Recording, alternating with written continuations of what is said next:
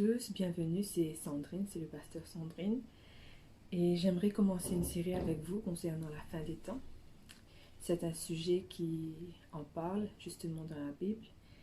Et j'aimerais commencer avec la pluie de l'arrière-saison. Avant de commencer, nous allons prier. Merci Père éternel de ce que tu nous permets d'être ensemble pour étudier ta parole, pour que tu puisses Seigneur nous enseigner, nous diriger et que tu puisses nous transformer à travers cette parole.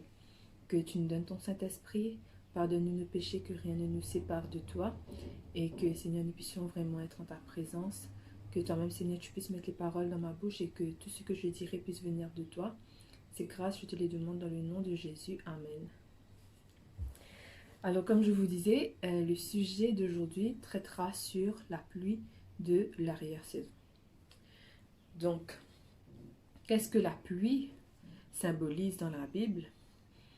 Nous le voyons à la Pentecôte où les disciples vont recevoir la pluie de la première saison.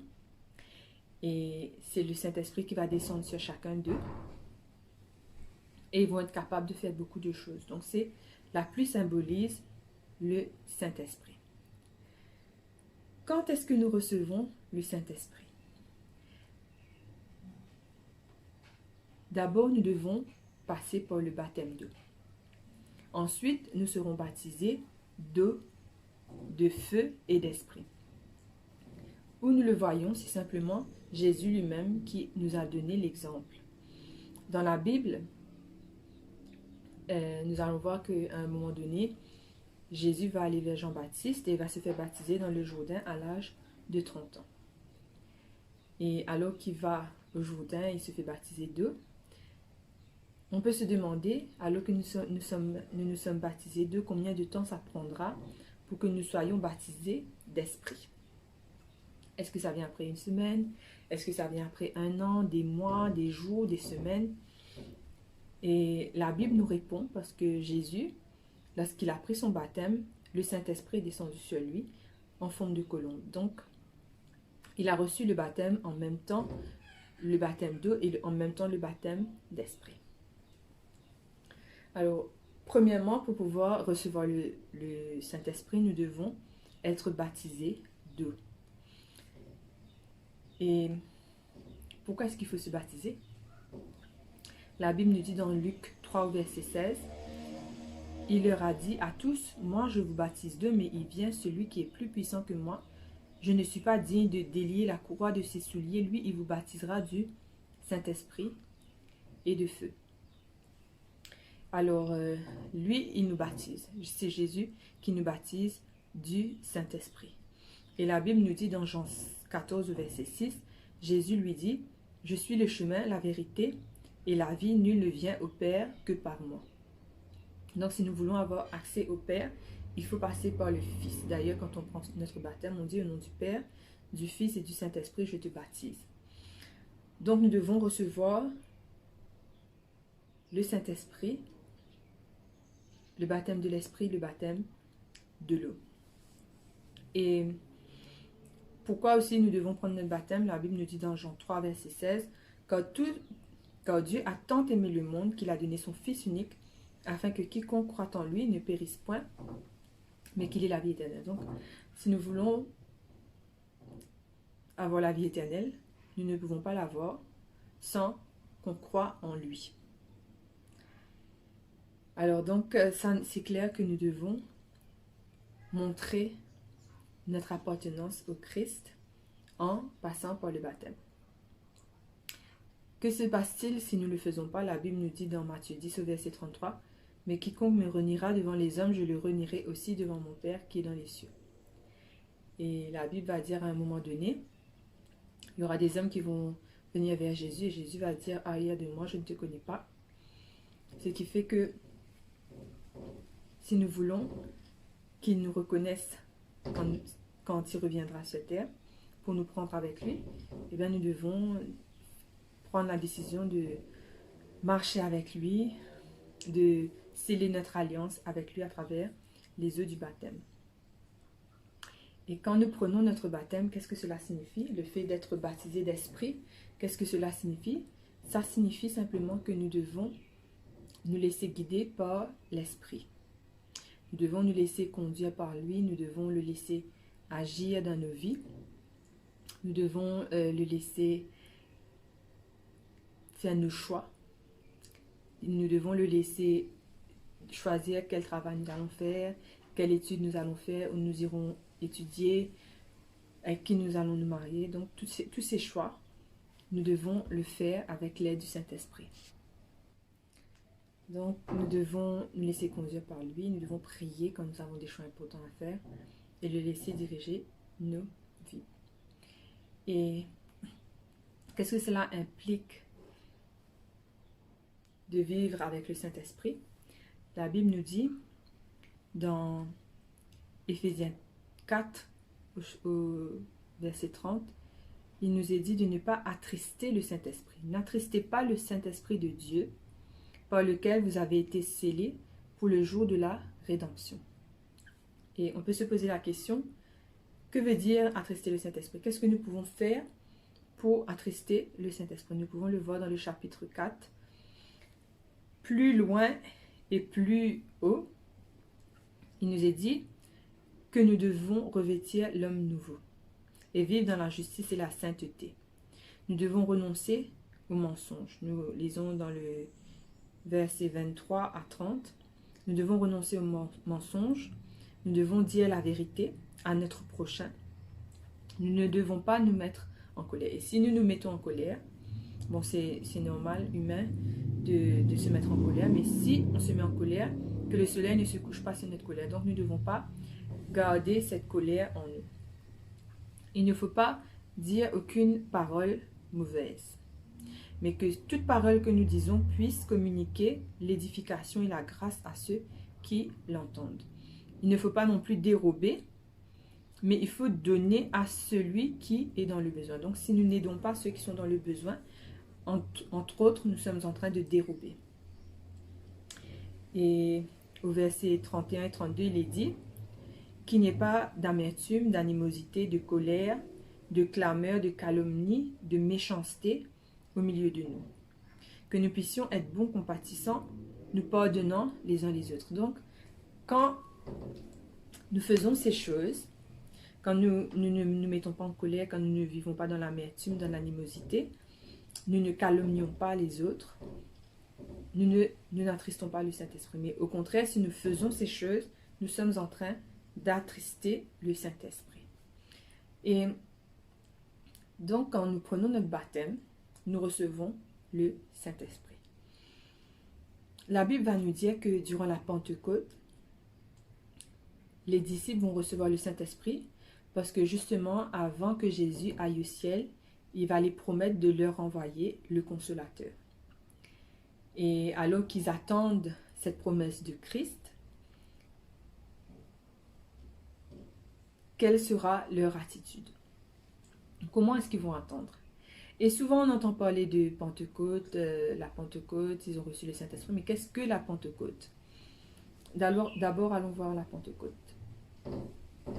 Donc, ce que je viens de vous lire, c'est dans Jean 15, verset 26, qui dit « Quand sera venu le Consolateur, je vous enverrai de la part du Père l'Esprit de vérité qui vient de Dieu. Il rendra témoignage de moi. » Donc, la Pentecôte, ça prenait environ 50 jours et 7 semaines. Et ça terminait le 50e jour.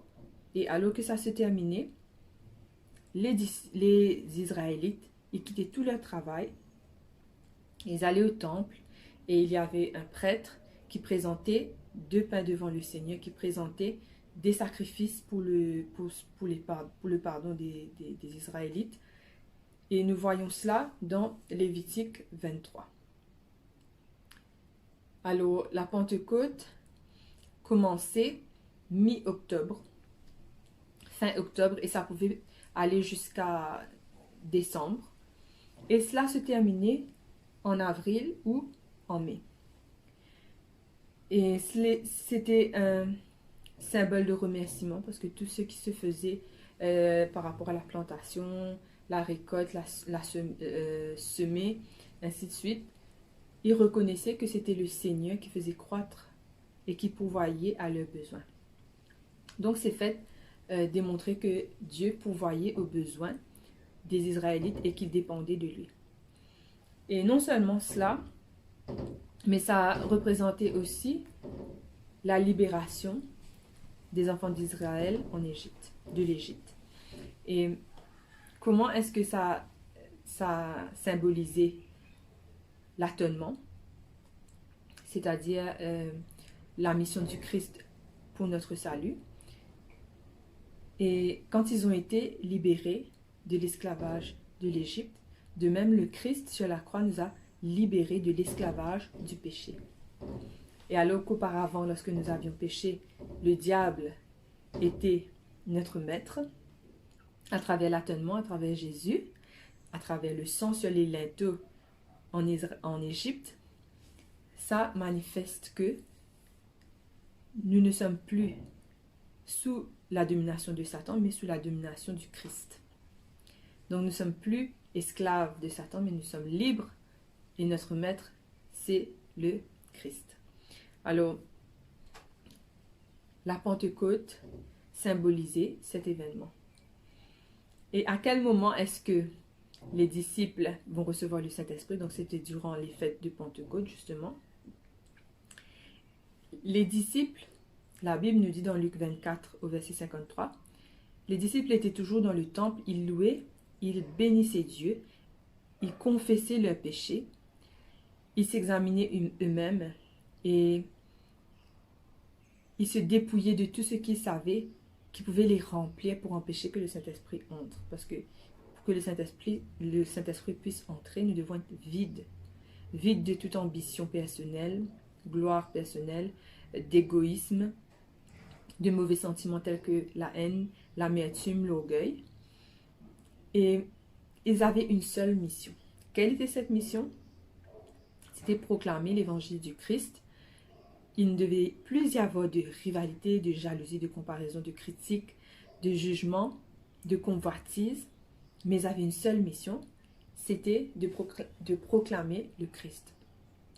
Et quand nous pensons à la chance qu'ils ont eue, ça faisait 4000 ans que Dieu avait parlé du plan de salut à Adam et Ève. Les prophètes, durant ces 4000 ans, ils ont entendu parler eux aussi du plan de salut, du salut, mais ils n'ont jamais vécu cela. Ils attendaient de voir, ils ont espéré que le Messie viendrait au moment où ils étaient vivants, mais ils n'ont jamais eu la chance.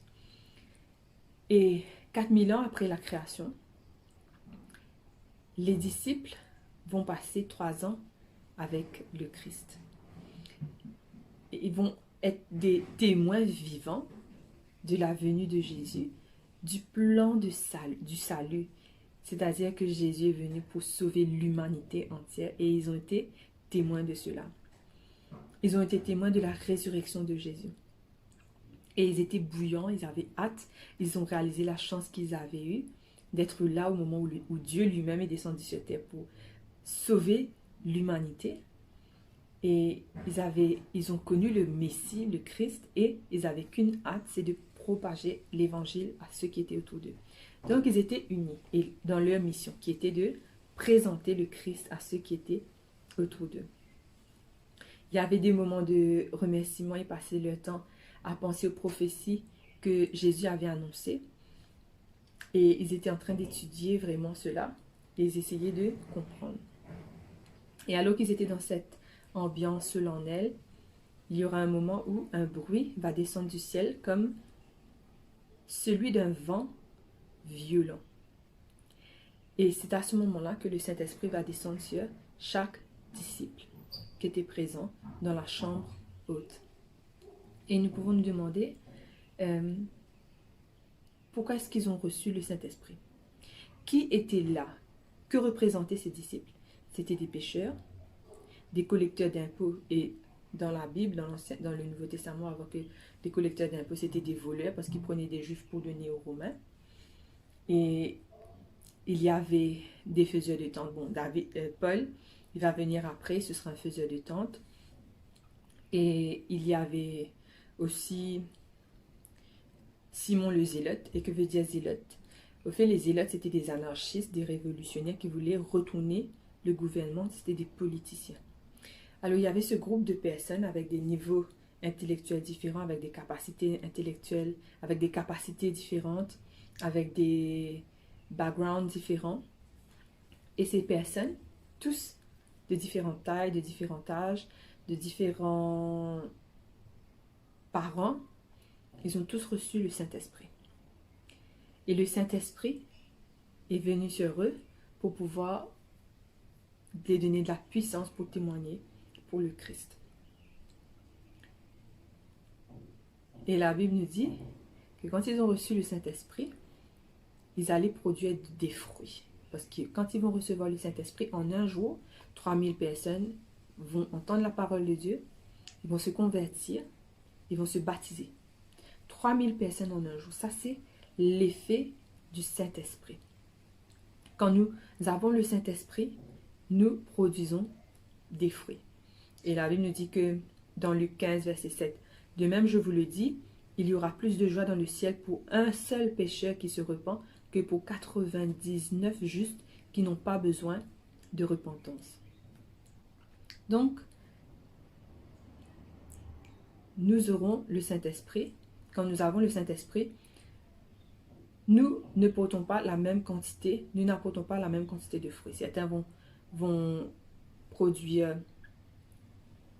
60 graines, 60 fruits, certains vont produire 30 fruits, certains vont produire 100 fruits, mais chacun selon sa capacité. La Bible nous dit que quand ils ont reçu le Saint-Esprit, 5000 personnes s'étaient converties, baptisées. Il nous est dit que chaque jour, il y avait des personnes qui se baptisaient, qui se convertissaient. Chaque jour, Dieu ajoutait d'autres membres à l'Église. Et quelquefois, on peut se dire, bon, je pourrais jamais convertir 300 personnes, je pourrais jamais convertir 3000 personnes. Peut-être que j'aurais du mal à convertir 3 personnes.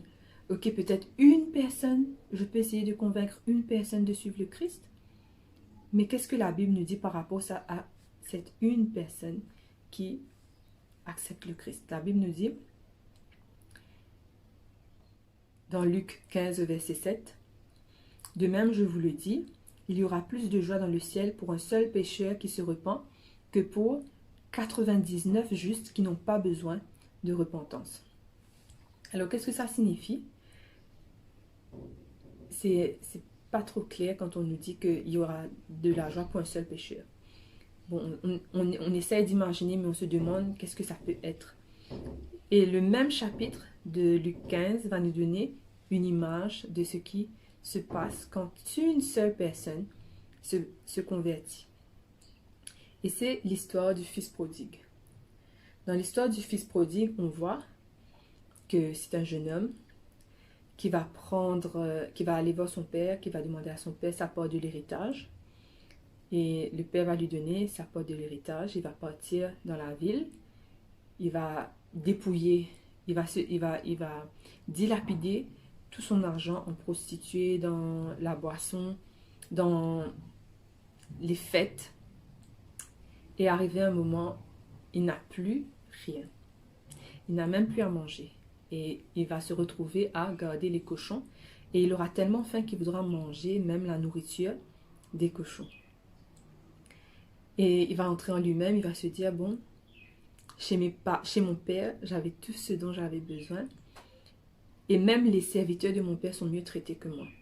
Peut-être que si je retourne et que je lui demande de devenir son serviteur, il acceptera. Et le peu de force qui lui reste, il prend la route, il va vers son père. Et le père l'attendait devant la maison. Et le père a couru vers lui pour le prendre dans ses bras. Alors imaginez, c'était un SDF. Il était sale, barbu, les cheveux collés probablement, les vêtements déchirés, il sentait mauvais, il n'avait pas pu prendre sa douche. Mais le père va le prendre dans ses bras. Le père va le laver, va le faire laver, va lui donner un vêtement blanc, va lui donner un anneau. Alors, que veut dire l'anneau dans la Bible? On voit que Pharaon va retirer son anneau et va donner à Joseph. Et va lui donner l'autorité sur le pays. Alors, un anneau au doigt signifie dans la Bible la royauté. Donc aux yeux de Dieu, le Père représente Dieu bien entendu. Aux yeux de Dieu, quand une personne se repent, revient vers lui malgré la souillure, malgré les péchés que cette personne a pu commettre, le Seigneur lui pardonne, lui rend un statut de dignité, le relève. Et cette personne qui a pu tomber au plus bas devient un prince, devient une princesse. Et la Bible nous dit qu'il va prendre le veau d'or et il va prêter le veau d'or. Et que représente le veau d'or? Nous voyons que Abraham, qui était un homme très riche, lorsque les anges vont venir vers lui, des visiteurs, il va donner un veau gras. Donc le veau gras, c'était vraiment un mets spécial qu'on donnait aux personnes dignes, à des personnes qui ont un certain statut. Et plus que ça encore, dans Lévitique 1, au verset 5, on nous dit: il égorgera le veau devant Dieu, et les sacrificateurs, fils d'Aaron, offriront le sang et le répandront tout autour sur l'autel qui est à l'entrée de la tente d'assignation. Donc le veau était utilisé comme sacrifice et le sang pardonnait les péchés. Et nous savons que c'est un symbolisme, une figure du Christ. Alors, pour une âme qui est perdue, qui est morte, c'est le symbole du sacrifice du Christ. Et nous le voyons dans l'histoire du fils prodigue. Alors donc, quand on se dit, je ne pourrais pas apporter 3000 personnes, je ne pourrais pas apporter 5000 personnes, au pire, je pourrais apporter une seule personne au Christ, mais imaginez la joie. Et ce que je ne vous ai pas dit aussi, c'est que le Père va appeler ses serviteurs et ils se réjouiront ensemble, ils vont faire une fête ensemble. Et si le Père c'est Dieu, qui sont les serviteurs? Ce sont les anges. Donc Dieu, les anges font une fête en l'honneur de cette seule personne qui se convertit et qui revient de ses mauvaises voies. Et alors que les disciples vont faire cette œuvre de propagation, ils vont partir proclamer le Christ dans la ville, dans les villes, il y aura aussi des miracles qui vont accompagner leurs œuvres. La Bible nous dit que lorsqu'ils vont marcher, nous voyons cela dans Acte 2, et dans tout le livre des Actes, nous voyons les miracles que le Saint-Esprit produisait en ces hommes. Donc, alors qu'ils étaient en train de marcher, leur ombre suffisait à guérir les personnes qui étaient malades. Il y avait un exorcisme. Beaucoup de personnes qui étaient possédées venaient vers eux et ils étaient délivrés. Donc, c'était la puissance du Saint-Esprit vraiment qui agissait et qui transformait les vies, qui transformait les villes. Et bien entendu, alors qu'il y a les miracles, il y a les conversions en masse, le diable, il ne va pas être content. Et il y aura une persécution. Donc, il ne faut pas s'attendre que quand nous allons partager la parole de Dieu, quand nous allons faire tout pour être témoins du Christ, nous aurons à faire face aussi à des persécutions. Les apôtres, les disciples, les adorateurs du Christ mettaient tous leurs revenus ensemble. Et c'était les disciples qui devaient partager les biens pour que personne ne puisse vivre dans le besoin. Donc c'était arrivé, ils avaient un amour les uns pour les autres, un amour pour le Christ et plus rien n'avait de valeur pour eux. Même s'ils avaient de grandes richesses, ils mettaient tout à la disposition des pauvres pour que tout le monde puisse recevoir ce dont ils avaient besoin. Et donc, nous avons vu qu'il y a eu la pluie de la première saison, mais il y aura aussi la pluie de l'arrière-saison. Comment nous le savons? La Bible nous dit dans Jacques 5, au verset 7 et 8, « Soyez donc patients, frères, jusqu'à l'avènement du Seigneur. Voici le laboureur attend le précieux fruit de la terre, prenant patience à son égard jusqu'à ce qu'il ait reçu les pluies de la première et de l'arrière-saison. » Donc jusqu'à l'avènement du Seigneur, nous allons recevoir aussi la pluie de l'arrière-saison. Et la pluie de l'arrière-saison, pourquoi nous allons avoir besoin de la pluie de l'arrière-saison alors que Jésus est près de retourner? la Bible nous dit, dans Matthieu 24, verset 14, « Cette bonne nouvelle du royaume sera prêchée dans le monde entier pour servir de témoignage à toutes les nations, alors viendra la fin. » Donc, pour terminer l'œuvre sur terre et pour hâter l'avènement du Christ, hâter sa venue, nous devons propager la bonne nouvelle. Et comment nous serons capables de le faire? C'est si nous avons le Saint-Esprit, comme les apôtres avaient le Saint-Esprit à l'époque de la première saison, des pluies de la première saison. Alors, comment est-ce que nous serons capables d'avoir cette pluie de l'arrière-saison? Eh bien, nous devons voir ce qui s'est passé à la Pentecôte. Nous devons avoir la même disposition que les disciples, c'est-à-dire s'examiner, s'attarder sur les prophéties du Christ, essayer de comprendre, étudier la Bible, rester en prière, rester dans la présence de Dieu. Nous devons aussi ne pas nous laisser décourager parce que la Bible nous dit que le Saint-Esprit viendra quand lui, il l'aura décidé, non pas quand nous l'aurons décidé. Parce que la Bible nous dit dans Jean 3, verset 8, « Le vent souffle où il veut et tu en entends le bruit, mais tu ne sais d'où il vient, ni où il va. Il en est ainsi de tout homme qui est né de l'Esprit. » Donc, quand est-ce que nous aurons le Saint-Esprit? C'est le Saint-Esprit qui le décide. Et il va venir quand il décide. Il va agir. Mais nous devons être disposés à recevoir ce Saint-Esprit. Et quand nous aurons le Saint-Esprit, nous allons pouvoir, comme les disciples, partager la parole de Dieu et des personnes vont se convertir à l'Église chaque jour.